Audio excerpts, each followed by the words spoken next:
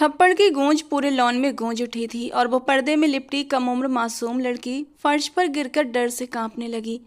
कौन हो तुम लोग, मुझे छोड़ दो। उसके रोने की आवाज़ पर शहरयार हाशमी ने सिगरेट सुलगाई और एक गहरा कश लिया।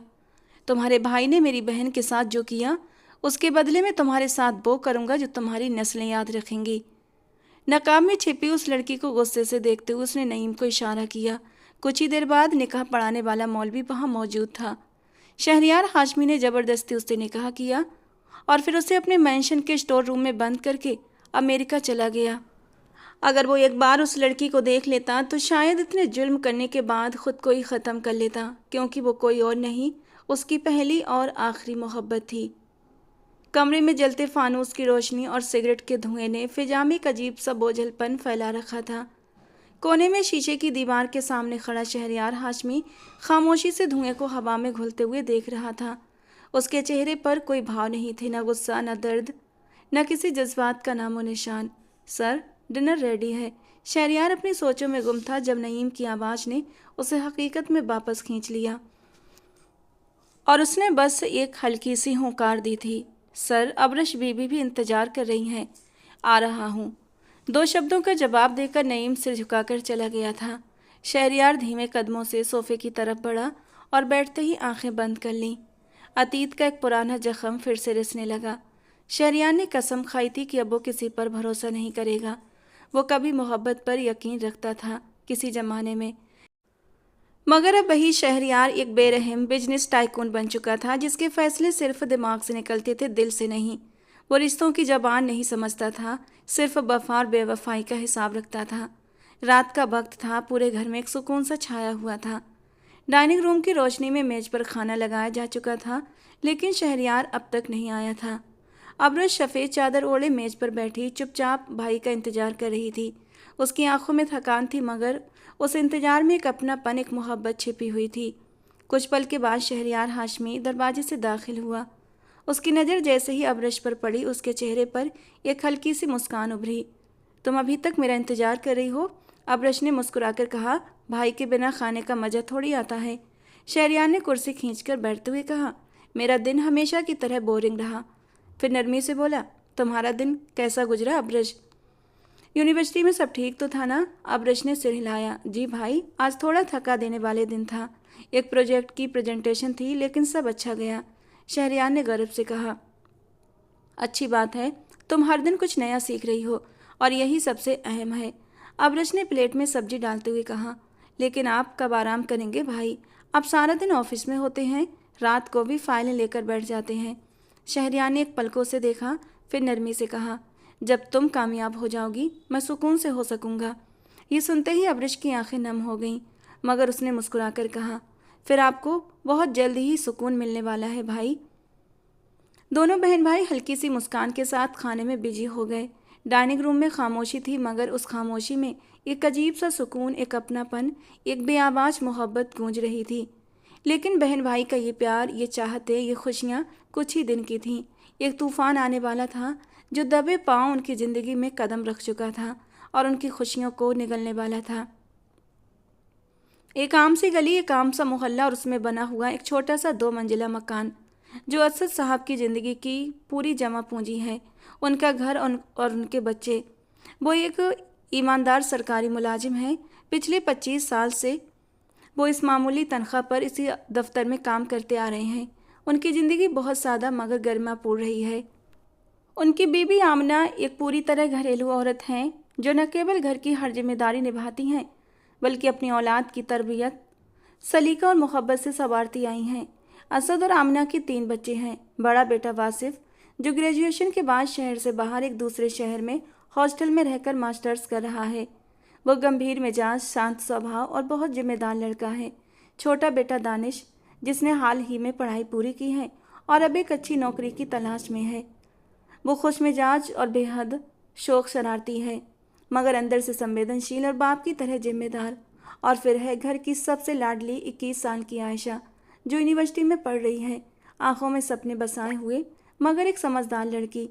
ये तीनों बहन भाई आम मगर सलीकेदार, कम बोलने वाले, मगर बेहद काबिल हैं।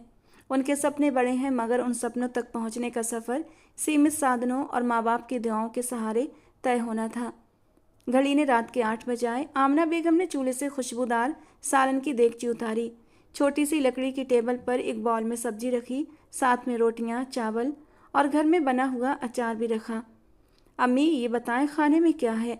आज की खुशबू तो वैसी है जैसे मोहल्ले में ईद हो गई हो, दानिश ने बात काटते हुए मजाकिया अंदाज में कहा।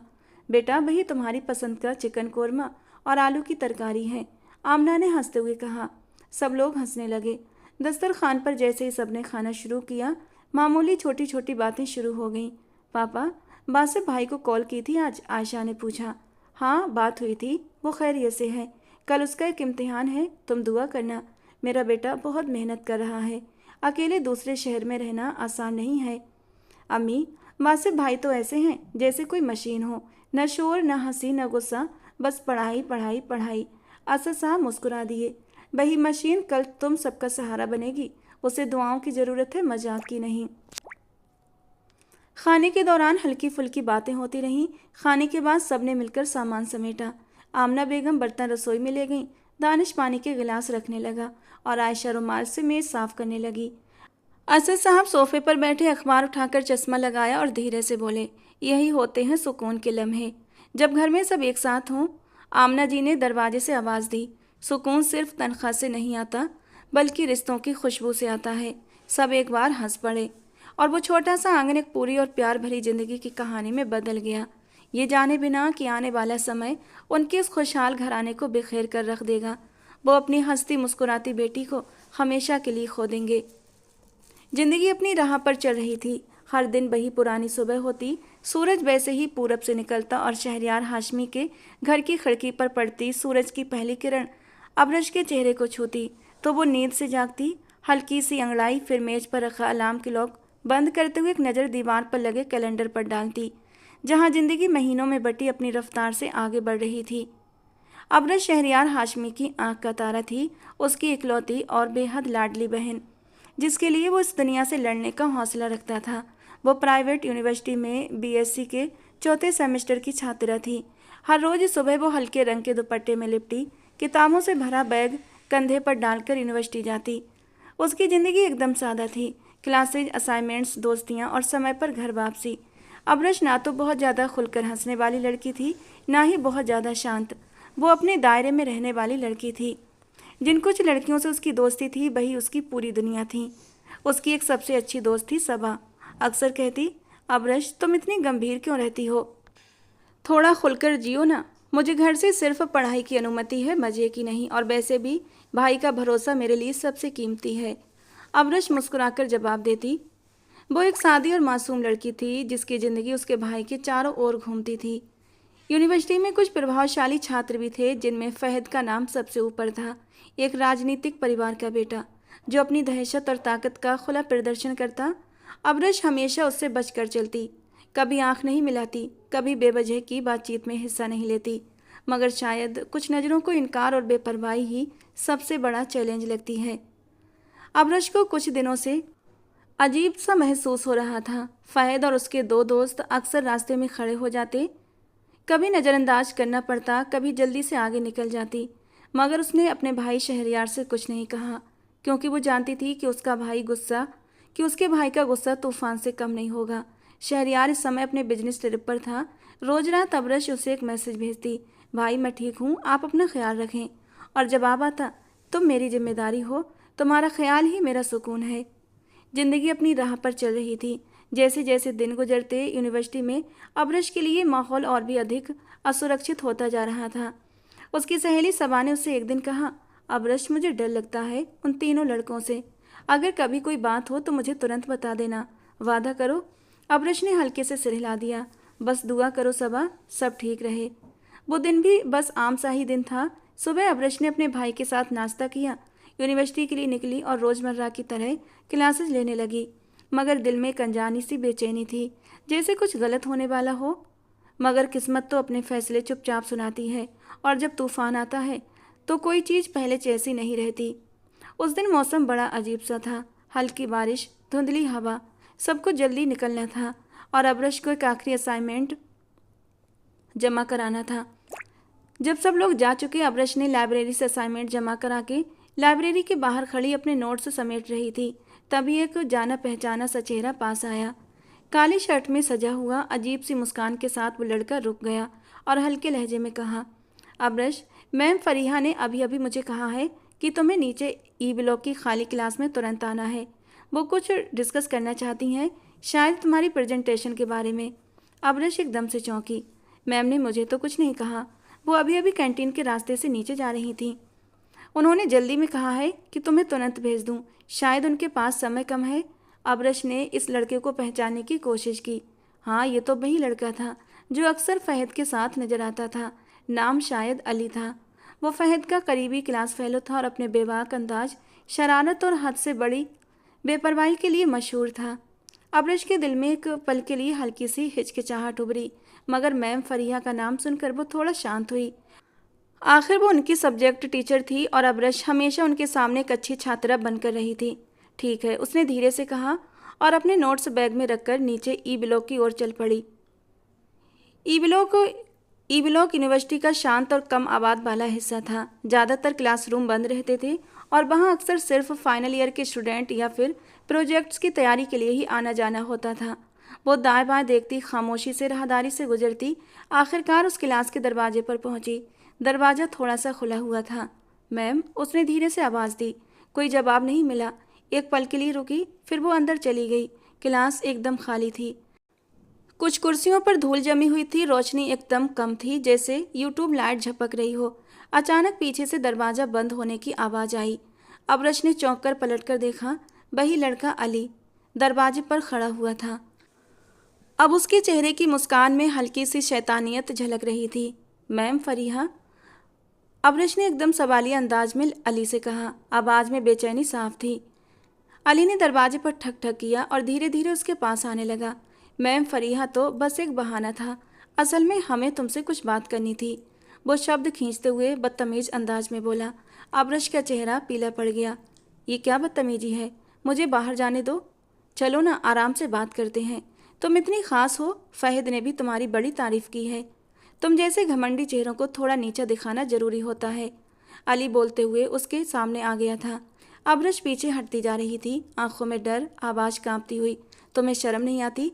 मैं तुम्हारे खिलाफ शिकायत करूंगी। शिकायत करोगी? किससे? यहाँ तो कोई है ही नहीं। अली ने तंज भरी हंसी हंसी। अब्रश का दिल जोर जोर से धड़कने लगा। उसने कुर्सी उठाकर अपनी सुरक्षा की कोशिश की। अली उसकी तरफ बढ़ रहा था और पल पल वो कमरा घुटन भरा और क्रूर बनता जा रहा था। और तभी 3 साए उसका रास्ता रोक चुके थे। वो फहद और उसके बाकी 2 दोस्त थे। अब्रश की रूह तक कांप गई।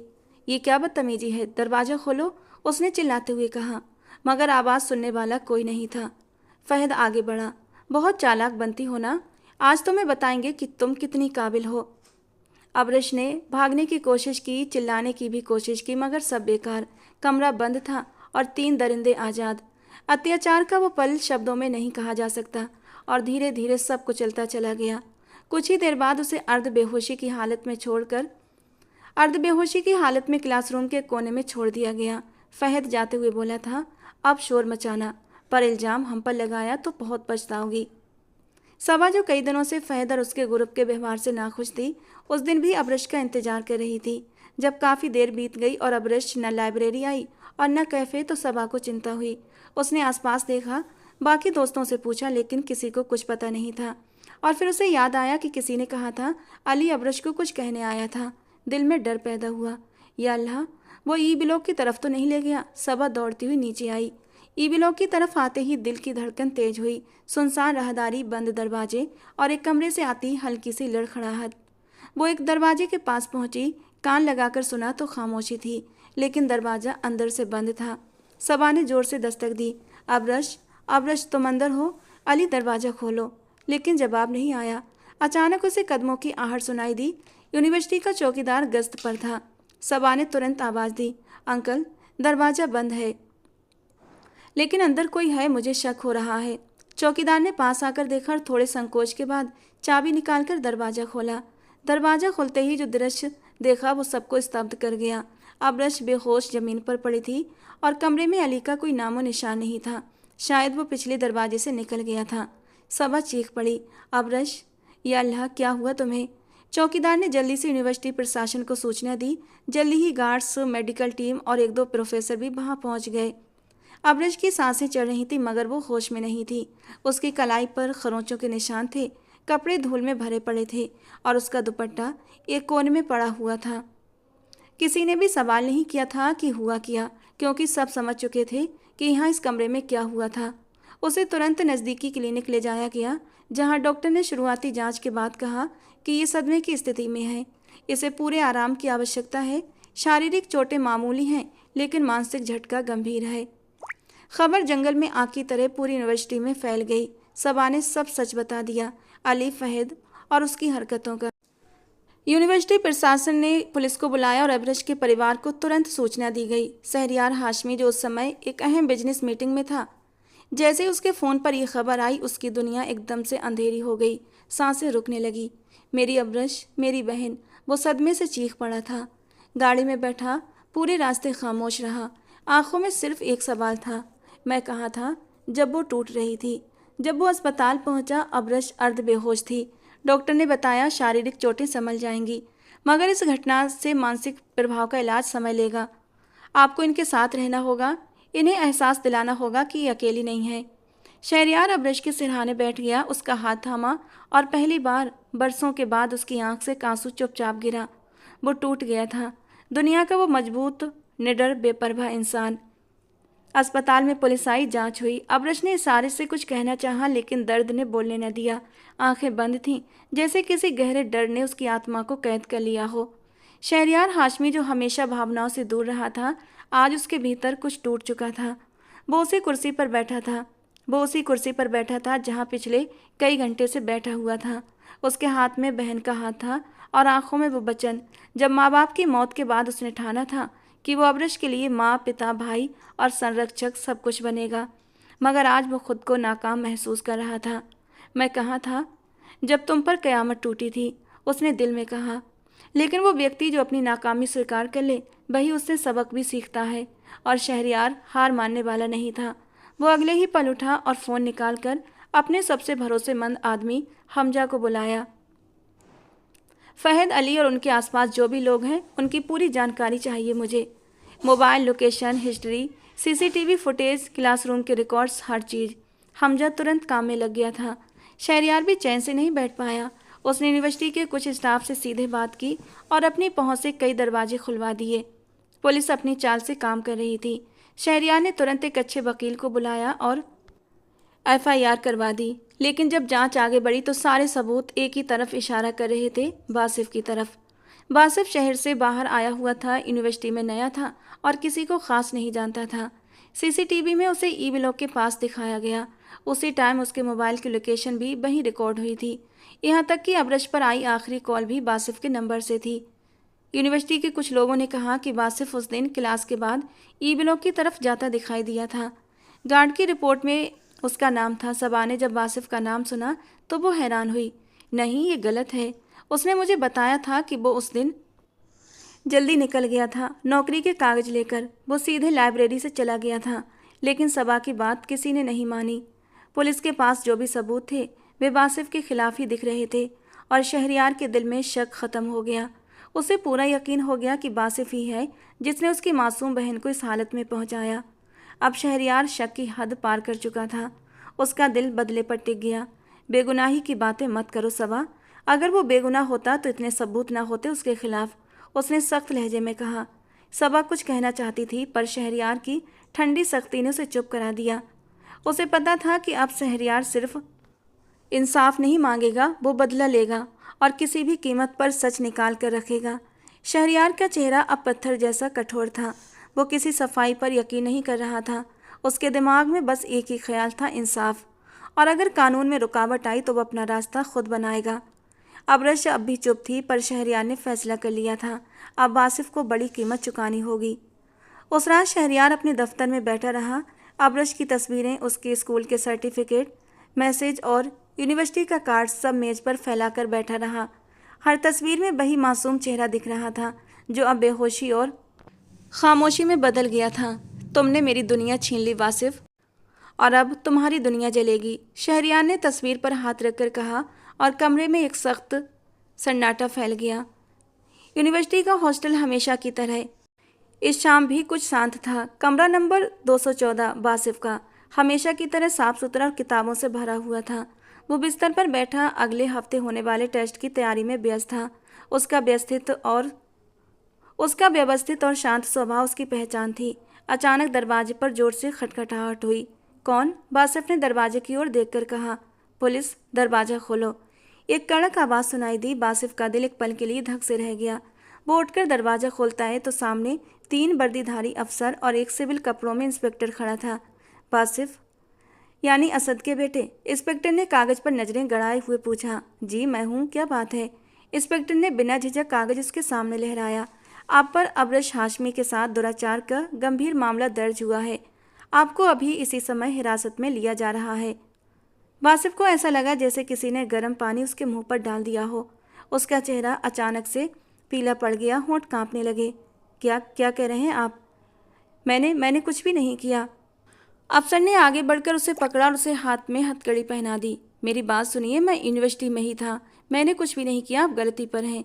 वासिफ की आवाज़ तेज होने लगी, लेकिन हॉस्टल के कॉरिडोर में सिर्फ खामोशी और लड़कों की फुसफुसाहटें थीं। कमरे के दरवाजे खुलने लगे। हॉस्टल के बाकी छात्र भी बाहर निकल आए। सबकी आंखों में हैरानी और फुसफुसाहटें थीं। यार, वही बासिफ, वही सीधा साधा लड़का? नहीं, मुमकिन नहीं कि उसने ये सब। हो सकता है यार, क्या पता, मासूम चेहरे के पीछे कुछ और भी छिपा होता है।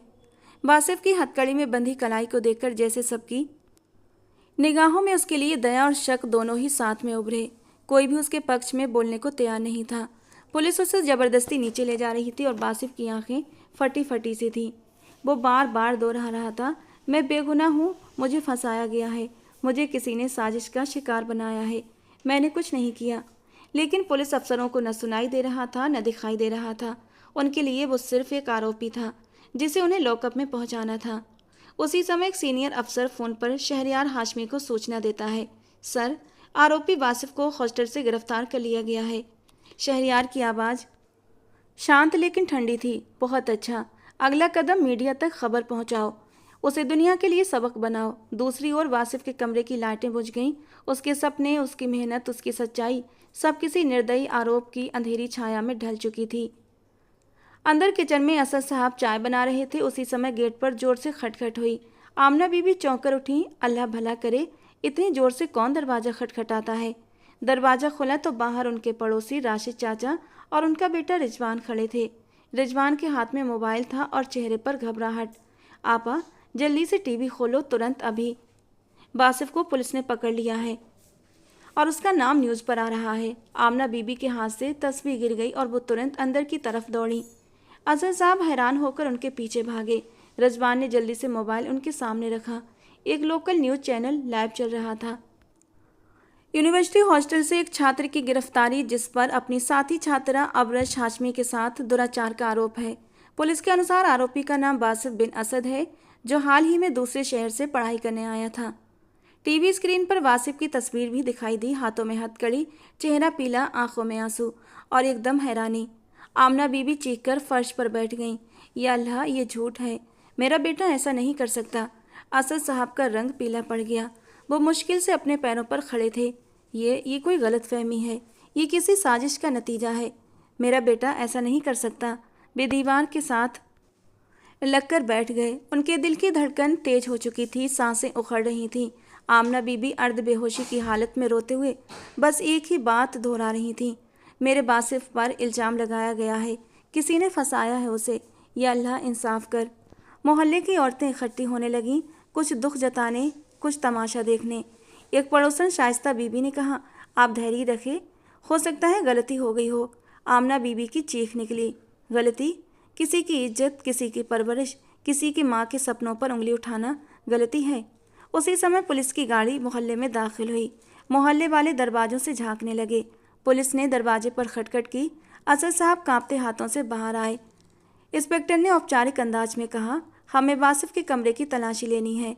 आमना बीबी बीच में आ गई। क्या है तुम लोगों को? अभी तो उसे पकड़ा है, अब घर में क्या ढूंढ रहे हो? इंस्पेक्टर ने नज़रें घुमाई। ये कानूनी कार्रवाई है बीबी, अगर बेगुनाह होगा तो अदालत छोड़ देगी।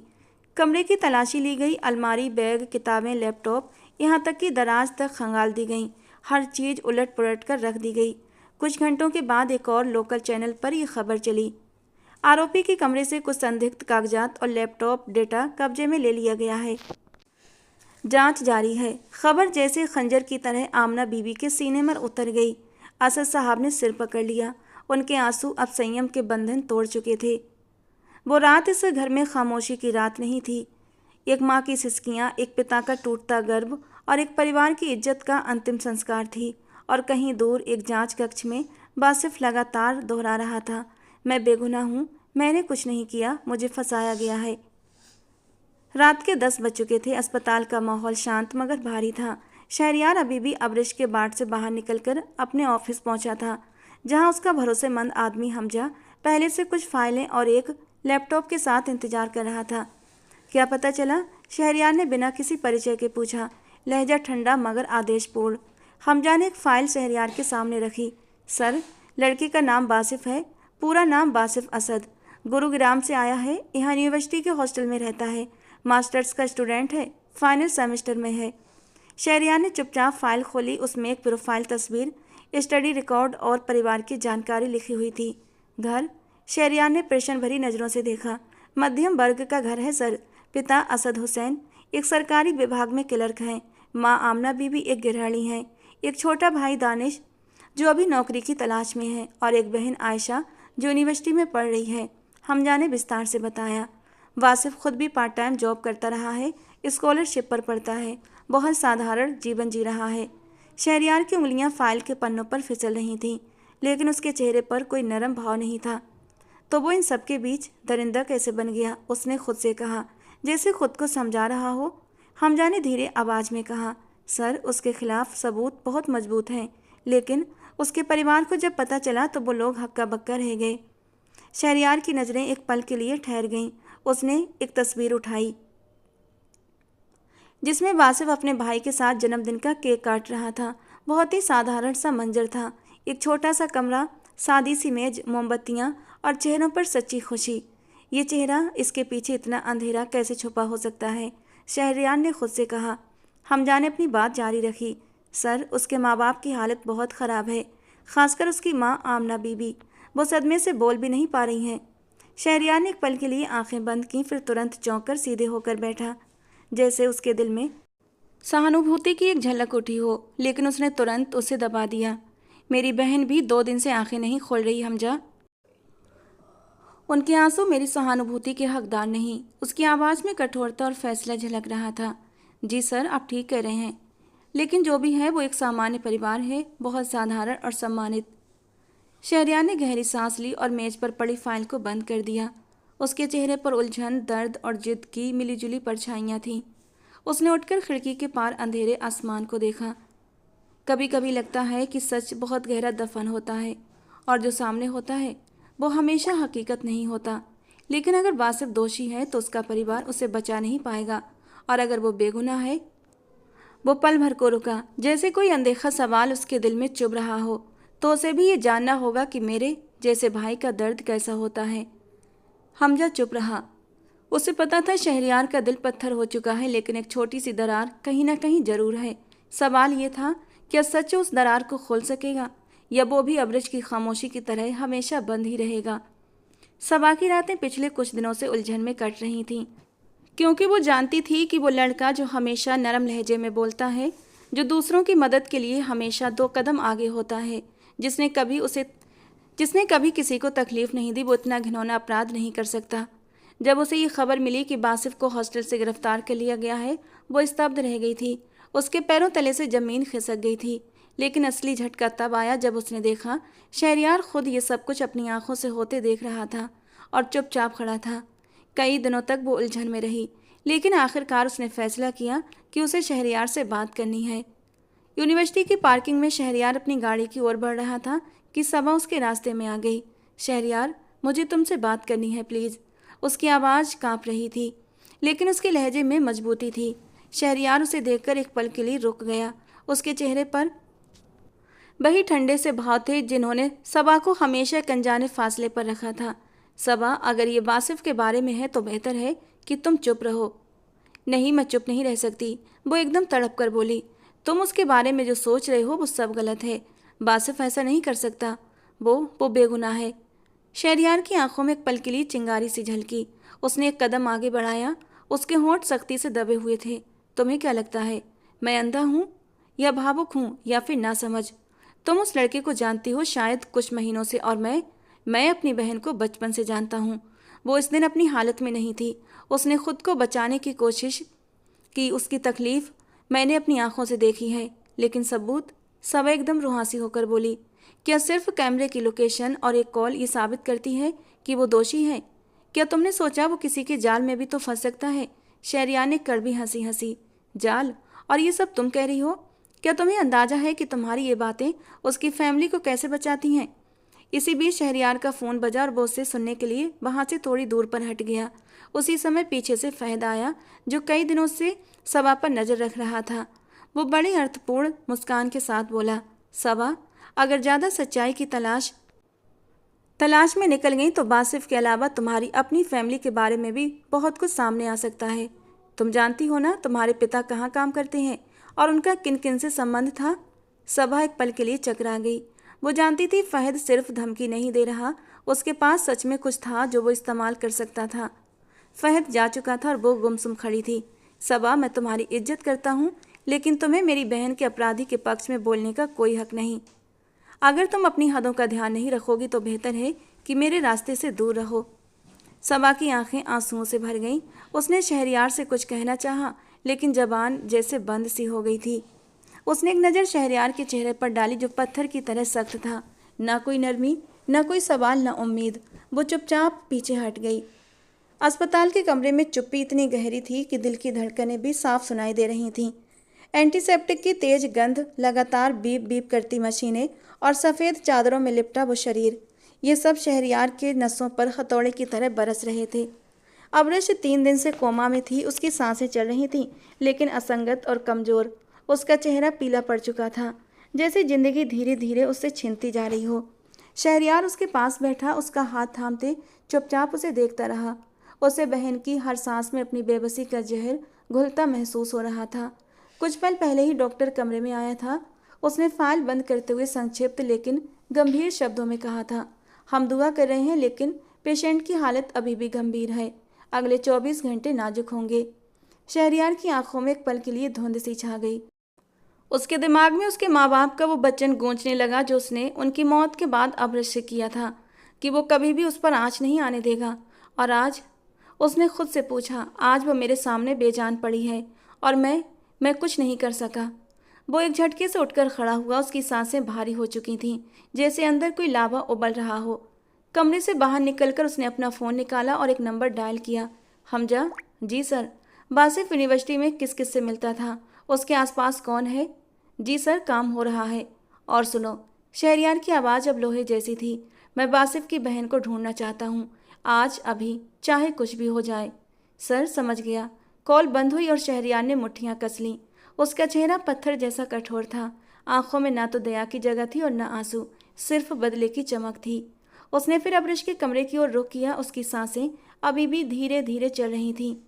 उसका चेहरा देखकर शहरयार के अंदर घाव और भी गहरे हो गए।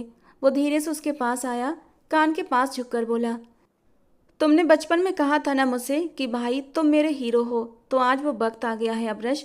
अब तुम्हारा भाई वही बनेगा, मगर सिर्फ तुम्हारा नहीं, हर उस बहन का जो जालिम की दरिंदगी का शिकार हुई। फिर उसने जेब से वो तस्वीर निकाली जिसमें अब्रश नन्ही सी बच्ची थी और शहरयार ने उसके कंधे पर हाथ रखा हुआ था। मैं वादा करता हूँ जो पल तुमसे छीना गया, मैं वासिफ और उसके जैसे हर दरिंदे से छीन लूँगा। उसकी दुनिया भी इसी तरह जलाई जाएगी। अस्पताल के बाहर शाम का अंधेरा फैल रहा था, लेकिन शहरयार के रूह में उठते तूफान को न कोई रात, न कोई दुआ, न कोई सफाई रोक सकी। यूनिवर्सिटी की दोपहर आमतौर पर जैसी होती थी वैसी ही थी। क्लासें चल रही थीं, कॉरिडोर में छात्र छात्राएं हंसी मजाक में बिजी थे और लाइब्रेरी के आसपास सन्नाटा था। मगर इसी शोर शराबे के बीच एक निगाह सब पर गड़ी हुई थी। वो निगाह जिसने किसी की बहन को इंसाफ दिलाने की कसम खा रखी थी। आयशा जो अपनी क्लास से बाहर निकली थी, कैफे की ओर जा रही थी। उसे अंदाजा भी नहीं था कि आज का दिन उसकी जिंदगी बदल देगा। जैसे ही वो राहदारी से कैफे में दाखिल हुई, दो अजनबी लड़के उसके रास्ते में खड़े हो गए। माफ कीजिए, आपका बैग गिर गया, एक ने कहा, और जैसे ही वो पीछे को मुड़ी थी, दूसरे ने तेजी से नशे वाला रुमाल उसके मुंह पर रख दिया। आयशा ने मुश्किल से एक दबी दबी सी चीख निकाली थी और उसके बाद सब कुछ धुंधला हो गया। 10 मिनट के बाद एक काली शीशों वाली गाड़ी यूनिवर्सिटी के पीछे के गेट से तेजी से निकली और शहर की भीड़ में खो गई। किसी को भी पता नहीं चला कि उस गाड़ी में वही लड़की बैठी थी जिसका गुनाह सिर्फ ये था कि वो एक बहन थी। गाड़ी की खिड़की से रोशनी छनती रही और आयशा को होश तब आया जब वो एक आलीशान कमरे में थी। शहरियार हाशमी का तेज थप्पड़ आयशा के नाजुक गाल पर पड़ा था और थप्पड़ की गूंज ने हाशमी बिला के लॉन में मौजूद हर कण को हिलाकर रख दिया था। एक पल के लिए हवा थम सी गई और फिर अगले ही पल नकाब में लिपटी उस लड़की की कराहती आवाज़ हवा में गूंजी। वो जमीन पर गिरी, दोनों हाथों से चेहरा छिपाए कांप रही थी। तुम लोग कौन हो? मुझे छोड़ दो, खुदा के लिए मुझे जाने दो, वो पुकार रही थी। बेबसी और डर से उसकी आवाज़ में कंपन साफ सुनाई दे रहा था। शहरियार हाशमी अपनी खास खामोशी और गुस्से भरी आंखों से उसे घूर रहा था। उसने जेब से सिगरेट निकाली, उसे जलाया और गहरा कश लिया, जैसे वो हर उस एहसास को अपने अंदर दबा रहा हो जिसे कभी इंसानियत कहा जाता था। तुम्हारे भाई ने मेरी बहन को मौत की कगार पर पहुंचा दिया है। उसकी आवाज़ धीमी मगर तेज गुस्से से भरी थी। और अब तुम्हें इसकी सज़ा मिलेगी आयशा। वो झटके से पीछे हटी। नहीं, मैंने कुछ नहीं किया। कुछ ही पलों में दो गवाह और निकाह ख्वान कमरे में मौजूद थे। आयशा कांपती थरथराती खुद को छुड़ाने की हर संभव कोशिश करती रही, मगर चारों तरफ सन्नाटा था। उसका नकाब उसकी पहचान छुपा रहा था, पर उसकी चीखें सब कुछ बयां कर रही थीं। कबूल है, कबूल है, उसकी टूटी हुई आवाज़ निकली थी। धमकियों और बंदूक की नली के साए में ये निकाह पूरा हो गया था। ऐसा निकाह जिसमें न दिल था न चाहत, बस बदला और डर था। शहरियार ने उस पर आखिरी नज़र डाली और ठंडे लहजे में कहा, अब तुम मेरी कैदी हो। तुम्हारा हर दिन मेरी बहन के दर्द की कीमत चुकाएगा। फिर वो उसे खींचकर मेंशन के एक पुराने स्टोर रूम में ले गया, जहां धूल, अंधेरा और खामोशी उसके नए साथी बन गए। अबरज की हालत दिनों दिन खराब होती जा रही थी। डॉक्टरों ने शहरियार को साफ बता दिया कि बेहतर इलाज के लिए इसे तुरंत अमेरिका ले जाओ। अगर कोई उम्मीद है तो अमेरिका में ही है, डॉक्टर फरवा ने कहा। शहरियार ने सारी तैयारियां की और 3 दिन के बाद बहन को लेकर अमेरिका रवाना हो गया। पीछे सिर्फ एक बंद दरवाजा रह गया, जिसके पीछे एक लड़की अपनी सांसों के साथ बंद थी। आयशा ने सुना कि वो जा रहा है, पर उसे ये समझ नहीं आया कि वो कब वापस आएगा, या फिर आएगा भी या नहीं। अबरज का इलाज आंशिक रूप से सफल रहा। शहरियार अंदर से टूट चुका था, पर अब वो एक और कमी के साथ लौटा था। उस पर अब किसी से सहानुभूति नहीं थी, न अपनी बहन से न खुद से। उसके दिमाग में सिर्फ एक ही बात गूंज रही थी। जब वो वापस आया तो सब कुछ पहले जैसा था।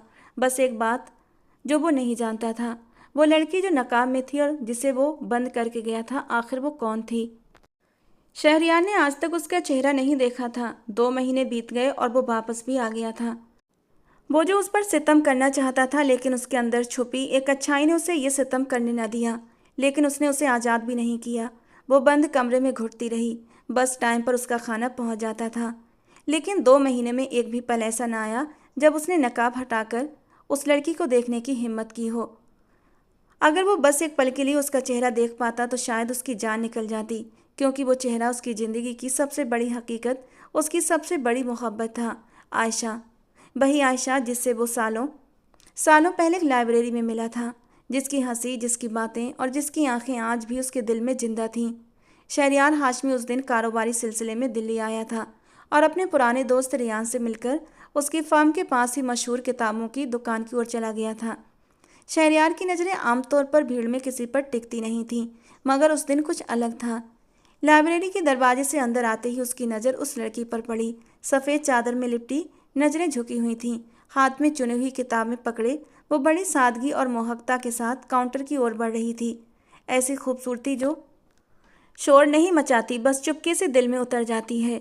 शहरियार की चाल एकदम थम सी गई, उसके कदम रुकने लगे, पर दिल किसी अनजानी खिंचाव में खिंच रहा था। कितनी सादा है और कितनी अलग, वो एकदम बड़बड़ाया। आयशा किताबें चुनने में बिजी थी, उसकी उंगलियां बड़े प्यार से पन्ने पलट रही थीं, जैसे उसे शब्दों से बेइंतहा मोहब्बत हो। और वही शब्द शहरयार की जिंदगी में पहली बार असली मायने लेकर उभरे। रियान ने उसके कंधे पर हाथ रखा। चलें? पर शहरयार की नज़रें अब भी वहीं थीं। कौन है ये? उसने धीरे से पूछा। रियान ने मुड़कर देखा और फिर मुस्कुराकर कहा, अरे वो तो आयशा है। मेरे पापा की यूनिवर्सिटी में पढ़ती है। बहुत होशियार और कम बोलने वाली लड़की है। अक्सर यहाँ किताबें खरीदने आती है। शहरयार के दिल में एक अजीब सी चमक जागी। कितनी अजीब बात है रियान, हम हजारों चेहरों से गुजरते हैं, पर कुछ चेहरे एक नज़र में रुक जाते हैं, दिल में, याद में और शायद किस्मत में भी। रियान ने हंसते हुए उसका कंधा थपथपाया। तू कब से शायर बन गया भाई? शहरयार हंसा नहीं, बस एक आखिरी बार उस चेहरे को देखा जो उस वक्त जिंदगी के सबसे निश्चिंत लम्हों में था। वो नहीं जानता था ये चेहरा एक दिन उसके सबसे काले पलों में दीपक बनेगा और वही चेहरा उसके बदले की राख से जन्म लेने वाले दर्द की वजह बन जाएगा। अभी बासिफ की गिरफ्तारी का दुख कम नहीं हुआ था कि अब आयशा की गुमशुदगी जैसे परिवार पर आफत बनकर टूटी। जिस दिन से आयशा गायब हुई थी उन्होंने न खाया था, न कोई कमरे से बाहर निकला था। आंखों के चारों ओर काले घेरे, होंठों पर कांपती दुआएं और दिल में धड़कन जैसी बेबसी लिए वो बस एक ही बात दोहराती, मेरी बच्ची कहाँ है? या अल्लाह मेरी बेटी को वापस कर दो। असद साहब पिछले 2 महीनों में जैसे बूढ़े हो गए थे। कभी मुकदमे के कागजात उल्टते, कभी पुलिस थानों के चक्कर लगाते। बासिफ का केस और भी जटिल हो चुका था। न जमानत मंजूर हो रही थी और न किसी तरफ से कोई उम्मीद की किरण दिखाई दे रही थी। दानिश, वो सबसे छोटा था, सबसे ज़्यादा कमज़ोर भी, और अब घर के सारे काम उसके कंधों पर थे। दवाइयाँ लाना, माँ की चीखों के बीच उन्हें संभालना, अदालत जाना, वकील से बात करना और सच की तलाश में हर संभव दरवाज़ा खटखटाना। उसकी अपनी ज़िंदगी, उसकी पढ़ाई, उसके सपने सब जलकर राख हो चुके थे। भाई ने कुछ नहीं किया और आयशा मेरी बहन आखिर कहाँ चली गई? ये सवाल हर रात उसे नींद से झकझोर कर उठाता। आयशा की गुमशुदगी की एक FIR दर्ज करवाई गई, पोस्टर छपवाए गए, सोशल मीडिया पर तस्वीरें फैलाईं, हर जान पहचान वाले से संपर्क किया, लेकिन कहीं से कोई खबर नहीं आई। पड़ोसी हमदर्दी दिखाते मगर नजरें चुराकर। कुछ लोग बासिफ के केस और आयशा की गुमशुदगी को जोड़ने लगे थे। बदनामी की हवा चलने लगी। एक इज्जतदार परिवार, एक मिडिल क्लास फैमिली जो इज्जत के साए में जीवन बिता रही थी, अब बातें, सरगोशियाँ और खाली नज़रें उनका मुकद्दर बन चुकी थीं। आमना बेगम अक्सर गिड़गिड़ाकर दुआएं मांगती, या अल्लाह मेरे बासिफ को बेगुनाह साबित कर दे और मेरी गुमशुदा बच्ची को वापस भेज दे। मैं कुछ नहीं चाहती, बस अपने बच्चों की सलामती चाहती हूँ। दूसरी तरफ अदालत में भी सब कुछ उनके खिलाफ था। बासिफ के खिलाफ जो सबूत पेश किए गए थे वो इतने व्यवस्थित और प्रभावशाली थे कि वकील भी मायूस होने लगा था और आयशा की गुमशुदगी से मामला और भी रहस्यमय बन गया था। दानिश रोज अकेले बैठकर आयशा की पुरानी तस्वीरें देखता, बासिफ के कमरे में जाकर उसकी किताबें सेट करता और आमना बेगम के घुटनों के पास बैठकर उनके कांपते हाथों को थामता। अम्मी, कुछ नहीं होगा, अल्लाह है ना। भाई भी आएगा और आयशा भी, मगर उसकी अपनी आवाज़ में विश्वास की चमक फीकी पड़ चुकी थी। शहरयार हाशमी की लंबी कद काठी वाले व्यक्तित्व ने धीरे से अंदर कदम रखा। सामने जमीन पर वो घुटनों में सिर छिपाए स्थिर बैठी थी। शहरयार के कदमों की आवाज़ पर वो कांप गई। हल्की सी हलचल हुई। सर उठाकर देखा तो उसके चेहरे पर नकाब नहीं था और शहरयार को एक जोरदार झटका सा लगा था। वही कंपन, वही हलचल, जैसे लाइब्रेरी में वो किताबों के ढेर के पास झुकी थी। वही पल जब वो पहली बार मिली थी, एक पूरी तरह अजनबी लेकिन दिल में उतर जाने वाली। उसकी आंखों के पर्दे पर दिल्ली की वो लाइब्रेरी चमक उठी, मगर अगले ही पल बहन का जख्मी चेहरा उसकी नज़रों के सामने आ गया। नहीं, वही चेहरा, वही आंखें, वही मासूम भोली सूरत जो कभी प्यार की पहली आहट बनी थी। शहरयार का दिल धड़कना भूल गया, मगर फिर जैसे किसी ने उसके अंदर तूफान भर दिया हो। वो एक झटके से पीछे हटा, चेहरा लाल हो गया, आंखों में कठोरता लौट आई। मक्कार हो तुम, उसने गुस्से से फुनकारते हुए कहा। तुमने भी बाकी की तरह नकाब के पीछे छिपकर वार किया, मेरी बहन को तोड़ दिया और अब तुम अपनी मासूम शक्ल दिखाकर दया की भीख मांगना चाहती हो। आयशा एकदम से सिहर कर रह गई थी।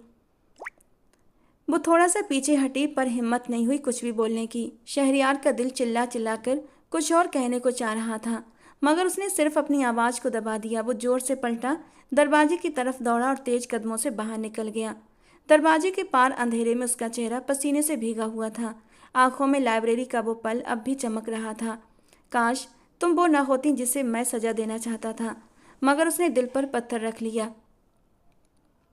कमरे में गहरी चुप्पी फैली हुई थी। सफ़ेद चादरों में लिपटा बिस्तर, गर्दन के नीचे नरम तकिया और उस पर अधखुली आंखों से छत को घूरती अबरश। वो अब कोमा से बाहर आ चुकी थी, लेकिन उसकी आंखों में जिंदगी की चमक नहीं थी, जैसे होश के साथ दर्द भी लौट आया हो। कमरे में मौजूद डॉक्टर नर्स उसका ख्याल रख रहे थे। डॉक्टर ने उसकी आंखों में टॉर्च से देखा, नब्ज चेक की और धीरे से कहा, आबरश बीबी, आप हमें सुन सकती हैं? अबरश ने धीमे धीमे सिर हिलाया। अबरश ने आंखें बंद कर रखी थीं, जैसे शरीर का बोझ अभी भी भारी हो। उसकी नज़रें धीरे से खुलीं और छत पर टिक गईं। तो कभी कमरे में मौजूद लोगों के चेहरों पर। एक पल के लिए उसने आंखें खोलकर चारों ओर देखा, जैसे किसी को ढूंढ रही हो, शायद शहरयार को, या फिर वो नाम, वो चेहरा जिसने उसकी दुनिया बदल दी थी, फहद। उसके होंठ धीरे से कांपे, लेकिन वो कुछ नहीं बोली, बस खामोश, शांत और डर गई।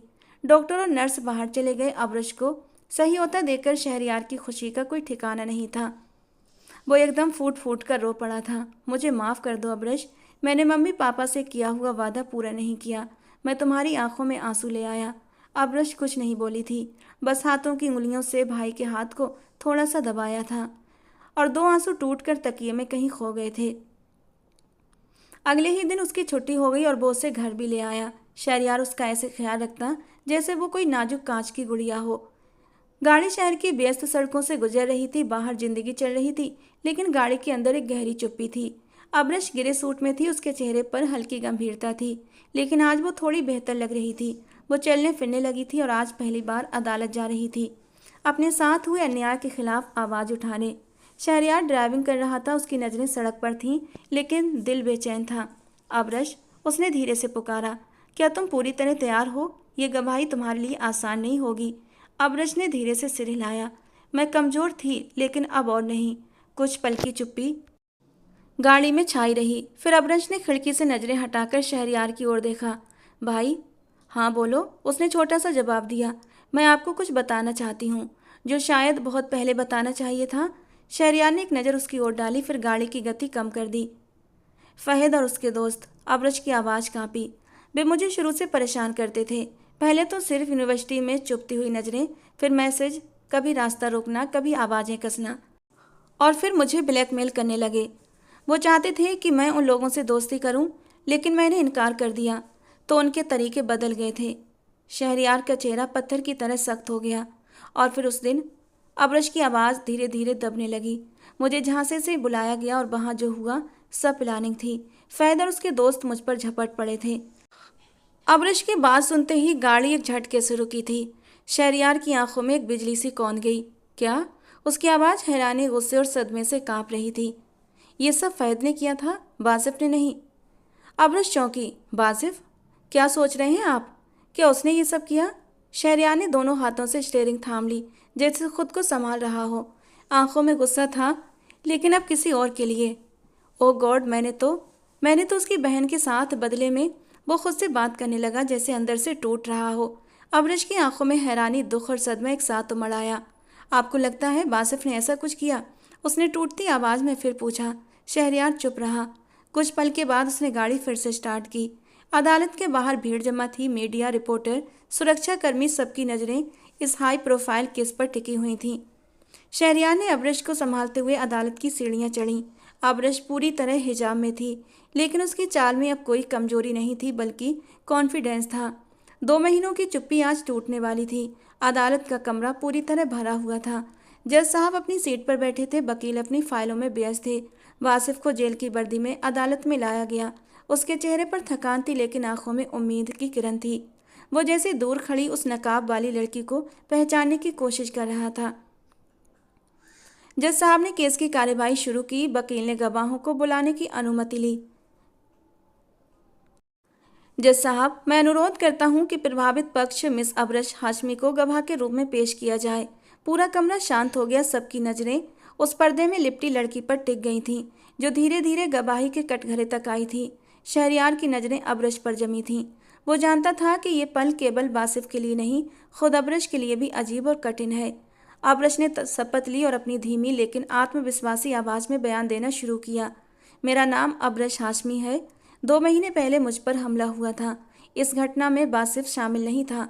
वो मुझे बचाने आया था। असली अपराधी फहद और उसके दोस्त थे। अदालत में सरगर्मी की सरगोशियां गूंजने लगीं। फहद का चेहरे का रंग उड़ गया था। मैं जानती हूँ कि बासिफ को झूठे आरोप में फंसाया गया है।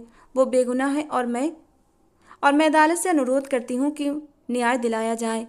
जज साहब ने पूरी गवाही सुनने के बाद थोड़ी सोच विचार विमर्श किया था और फिर फैसला सुनाने से पहले कक्ष में चुप्पी बनाए रखने का आदेश दिया। अदालत ने सभी सबूत, गवाही और मेडिकल रिपोर्ट के आधार पर यह निर्णय सुनाया कि बासिफ बेगुनाह है और उसे सभी आरोपों से बरी कर दिया गया। अदालत ने फहद और उसके तीनों साथियों की तुरंत गिरफ्तारी का आदेश दिया ताकि उन्हें कानून के अनुसार सजा दी जा सके। अदालत का कमरा एक पल के लिए शांत रहा, फिर जैसे हवा में राहत की सांस गूंजी। बासिफ की आंखों में आंसू आ गए, लेकिन ये कमजोरी की नहीं बल्कि धन्यवाद और राहत के थे। अब्रश की नजरें झुकी हुई थीं, लेकिन दिल संतुष्ट था। शहरयार दूर खड़े होकर धीरे से आंखें बंद कर गया। एक बोझ था जो दिल से उतर चुका था। वो चुपचाप पीछे मुड़ा और अदालत से बाहर निकल गया। शायद अब अपनी गलती के लिए प्रायश्चित का समय शुरू हो चुका था। अब्रश लॉन में बैठी थी। उसके सामने टेबल पर दवा की शीशियां और कुछ रिपोर्ट्स रखी थीं। शाम की हल्की रोशनी में उसका चेहरा थोड़ा थका हुआ, थोड़ा सोच में डूबा हुआ दिखाई दे रहा था। इतने में शहरयार अंदर दाखिल हुआ। वो रोज की तरह गंभीर था, लेकिन इस बार चेहरे पर एक अजीब सी उलझन थी। वो कुछ कहना चाहता था, लेकिन शब्द जैसे गले में अटक गए हों। अब्रश ने नजरें उठाकर अपने भाई को देखा। आप कुछ परेशान लग रहे हैं भाई। शहरयार ने गहरी सांस ली और कुर्सी खींचकर अब्रश के पास बैठ गया। कुछ पल खामोशी में बीते। फिर उसने नजरें झुकाते हुए कहा, अब्रश, मुझे तुमसे एक सच कहना है जो शायद तुम्हें तकलीफ दे, लेकिन अब छिपाना संभव नहीं। अब्रश के माथे पर बल पड़ गए, दिल जैसे ठहर सा गया। क्या हुआ भाई, क्या बात है? शहरयार की आवाज़ भारी हो गई। वासिफ के बदले में मैंने उसकी बहन आयशा को कैद कर लिया, उसे यूनिवर्सिटी से अगवा करवाया और उसके साथ ज़बरदस्ती निकाह कर लिया। ये कहते ही वो जैसे शांत हो गया। आंखें झुकी थीं, हाथ मुट्ठियों में बंद। लेकिन अब्रश का चेहरा जैसे सुन्न हो गया, आंखें फैल गईं। क्या? वो तेजी से खड़ी हुई। उसकी आंखों में दुख, गुस्सा और बेयकीनी का मिश्रण था। भाई, आपने ऐसा किया क्यों? जबरदस्ती निकाह, अगवा, आपने उस मासूम लड़की के साथ ये सब किया जिसका कोई दोष नहीं था। शहरयार ने अपनी जगह से नजरें नहीं उठाईं, जैसे जमीन में धंस जाना चाहता हो। अब्रश की आवाज़ लड़खड़ाने लगी, आंखों से आंसू निकलने लगे। मैंने तो आपको हमेशा अपना हीरो समझा था, वो भाई जो सही और गलत में फ़र्क जानता है। लेकिन आज आपने वही किया जो फहद ने मेरे साथ किया था। आप में और उनमें क्या फ़र्क रहा? शहरयार का दिल जैसे किसी ने मुट्ठी में लिया हो। अब्रश की आवाज़ में कंपन थी। मुझे आपसे ये उम्मीद नहीं थी भाई।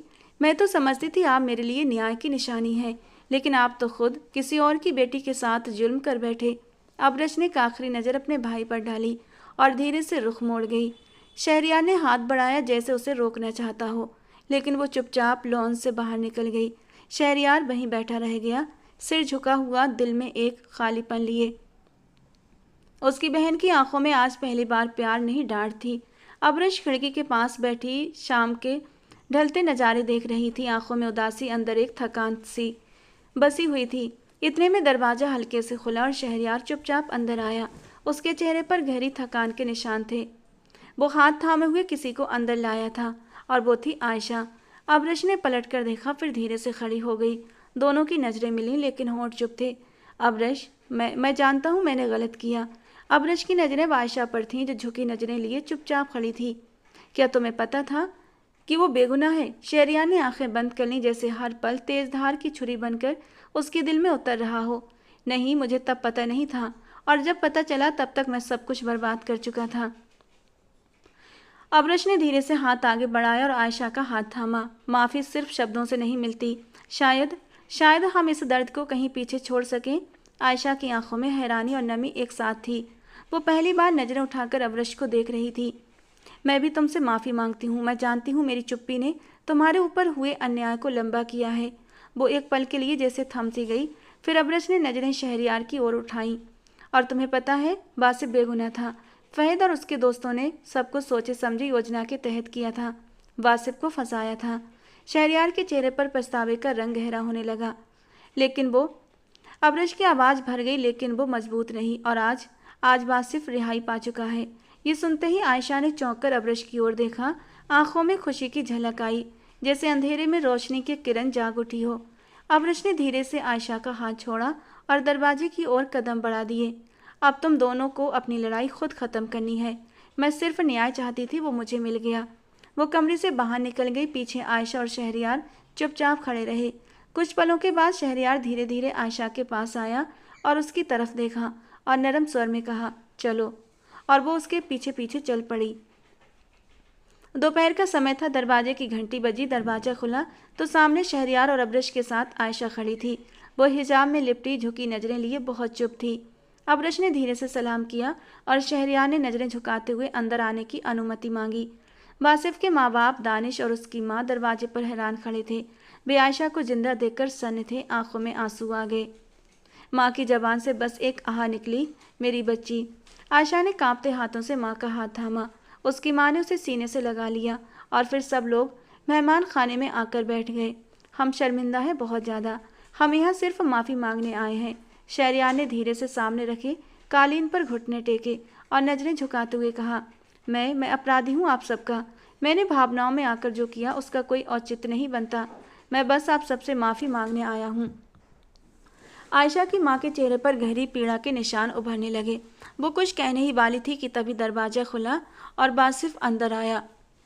जैसे ही उसने शहरयार को देखा उसका गुस्सा तुरंत भड़क उठा। तुमने हमारी इज्जत मिट्टी में मिला दी। मेरी बहन बेगुनाह थी।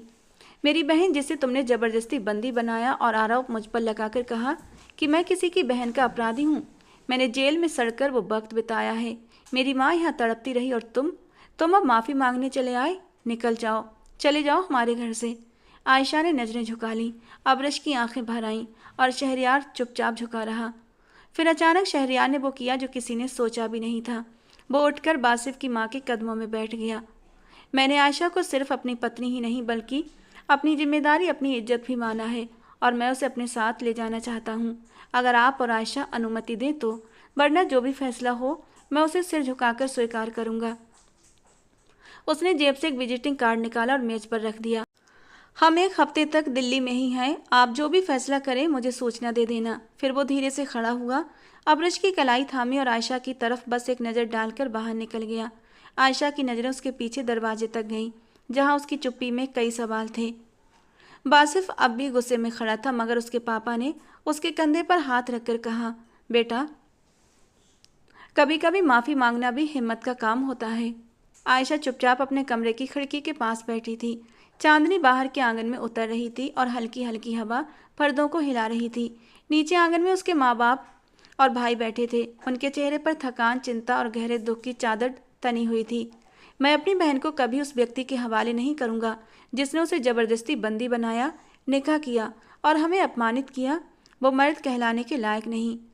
बेटा, मैं जानती हूँ कि तुम क्या महसूस कर रहे हो, मगर मैंने उसकी आंखों में शर्मिंदगी देखी है, पश्चाताप देखा है। वो अपनी गलती स्वीकार कर रहा है। बेटा, अगर माफ़ी मांगने वाला सच्चा हो तो सजा पर जोर देना कभी कभी अन्याय बन जाता है। वो वापस आया है इज्जत से रिश्ता निभाने। सजा देकर हम क्या पालेंगे? भाई, मुझे भी गुस्सा आता है। मैं जानता हूँ आयशा ने बहुत तकलीफ़ उठाई है, लेकिन मैंने उनकी बहन के लिए उनके लहजे में जो दर्द सुना वो झूठा नहीं था। अगर वो सच में बदल गया है तो शायद उसे एक मौका देना चाहिए। दानिश की बात पर वासिफ चुप हो गया। उसके चेहरे पर अंदरूनी लड़ाई के निशान थे। वो कुछ पल आंखें बंद किए बैठा रहा, लेकिन ना में सर हिलाया। नहीं, मैं अपनी बहन को उस व्यक्ति के पास नहीं भेज सकता। मैं तलाक का केस दायर करूँगा। बेटा, फैसले ज़बरदस्ती के नहीं होते। अगर इस बार भी तुम अपनी बहन पर अपनी मर्जी थोपोगे तो तुम और वो शहरयार बराबर हो जाओगे। अब इस फैसले का अधिकार सिर्फ आयशा के पास है। हम सब कुछ सह चुके हैं। अब जो वो कहेगी वही होगा। हम उस पर अपनी मर्जी नहीं थोपेंगे। आयशा सारी बात सुन चुकी थी। उसकी आंखों से चुपचाप आंसू बहने लगे। चेहरे पर हल्की सी कपकपी थी। वो जानती थी अब फैसला उसके हाथ में है और दिल में उठती पुरानी कड़वाहटों के साथ कहीं अंदर नरमी की एक रेखा भी उभर चुकी थी। आंगन में अभी चुप्पी छाई हुई थी। वासिफ की तेज सांसें, माँ बाप की नम आंखें और दानिश की उलझन सबके चेहरों पर लिखी थी। अचानक सीढ़ियों से धीरे धीरे कदमों की आवाज़ आई। आयशा सफ़ेद शॉल में लिपटी सादगी और गरिमा के साथ नीचे आ रही थी। उसकी आंखों में शांति थी, मगर चेहरा थकान और बीते 2 महीनों की पीड़ा की गवाही दे रहा था। सबकी नज़रें उस पर ठहर गईं। आयशा ने आकर सबके बीच खड़े होकर नरम मगर मजबूत आवाज़ में कहा, मेरी ज़िंदगी का फैसला अब सिर्फ मेरा होगा। हाँ, उसने मुझे बंदी बनाया, जबरदस्ती निकाह भी किया, तकलीफ दी, लेकिन उसने मेरी तरफ कभी गलत नज़र नहीं डाली। उसका मकसद सिर्फ हमें पीड़ा देना था, हमें वो दर्द देना था जो उसकी बहन ने सहा। उसकी आंखों में नमी उभर आई। मगर आज उसने माफ़ी मांगी है, सच में पछताया है वो। मुझे नहीं लगता कि वो वही इंसान है जिसने मुझे बंदी बनाया था। वो बदल गया है पापा, और मैं उसके साथ रहने को तैयार हूँ। ये मेरा फैसला है और मुझे लगता है शायद यही मेरे लिए बेहतर है। एक पल के लिए खामोशी छा गई। वासिफ की आंखें लाल हो गईं। वो कुछ बोलने लगा, लेकिन माँ ने हाथ थाम कर रोका। फैसला तुम्हारा है बेटी, और हम तुम्हारे साथ हैं। आयशा चुपचाप हाँ में सर हिलाती है। अबरिश के मुजरिमों को 10 साल की सजा सुनाई गई थी और साथ में 10 लाख रुपये का जुर्माना। अदालत से बाहर निकलते हुए रिपोर्टर्स और कैमरों की चमक थी। वकील पत्रकारों को संक्षिप्त बयान दे रहा था, जबकि शहरियार ने अबरिश से कहा, तुमने हिम्मत की एक नई मिसाल कायम की है। तुमने न केवल खुद को बचाया बल्कि सच को भी जीतने दिया। अबरिश ने हल्की मुस्कान के साथ जवाब दिया, मुझे सच बताने की हिम्मत उस दिन मिली जब तुमने मेरे सिर पर हाथ रखा था। आज सबके सिर से एक बोझ उतर गया है। आयशा ने एकदम पीछे से आकर कहा, और एक अध्याय हमेशा के लिए बंद हो गया है। आसमान पर नारंगी और सुनहरे रंग बिरंगे रंग बिखरे हुए थे। ठंडी हवा पेड़ों की शाखाओं पर सरगोशियां कर रही थी। बगीचे में सजे हुए मेजों पर चाय, मिठाई और हल्की संगीत का इंतजाम था। आज कोई खास अवसर न होते हुए भी दिलों में त्योहार जैसी खुशी थी। अबरिश हल्के रंग के कपड़ों में नरम मुलायम मुस्कान लिए सोफे पर बैठी थी। उसके चेहरे पर अब वो जख्म नहीं थे जो अतीत के दर्द से जुड़े थे, बल्कि एक सुकून था, एक नरमी जो जीवन की नई शुरुआत की निशानी थी। उसके बगल में शहरियार और आयशा बैठे थे। आयशा का चेहरा चमक रहा था। उसके होंठों पर वही मुस्कान थी जिसने कभी लाइब्रेरी में शहरियार को रोका था। शहरियार ने धीरे से उसका हाथ थामा और प्यार से कहा, मुझे यकीन नहीं आता कि मेरी जिद, मेरी गलती मुझे इतना खूबसूरत अंजाम देगी। आयशा हंसते हुए बोली, अंजाम? ये तो शुरुआत है शहरियार, एक नए सफ़र की। उसी समय वासिफ अंदर आता है, सफ़ेद कुर्ते में, नरमी से मुस्कुराता हुआ अबरिश के पास बैठता है। दोनों की नज़रें मिलती हैं। एक चुपचाप सा वादा बंध जाता है दोनों के बीच। मम्मी पापा ने शादी की तारीख तय कर दी है, अगले महीने की 15 तारीख। अबरिश की नज़रें झुक जाती हैं, होंठों पर शर्मीली मुस्कान उभरती है। उसी समय आयशा की माँ ट्रे लिए आती हैं और सबको चाय देती हैं। उनके चेहरे पर एक माँ का सुकून और गर्व झलकता है। अल्लाह का शुक्र है कि मेरे सभी बच्चे एक साथ दिल से खुश हैं, वो आसमान की ओर देखकर कहती है। और यही माँ बाप के लिए सबसे बड़ी दुआ होती है। अब समय है कि हम नई पीढ़ी को जीने दें, उनकी गलतियों को भी गले लगाएं और उनकी खुशियों को अपना सुकून बनाएं।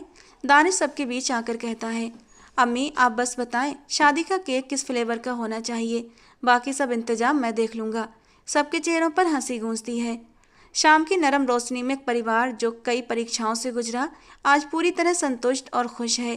कभी सोचा नहीं था कि जिन रास्तों पर नफरत लेकर निकला था वही रास्ते प्यार की मंजिल तक लेकर आएंगे। यही तो जीवन का सौंदर्य है, जहाँ इंसान बदलता है और समय भी उसका साथ देता है।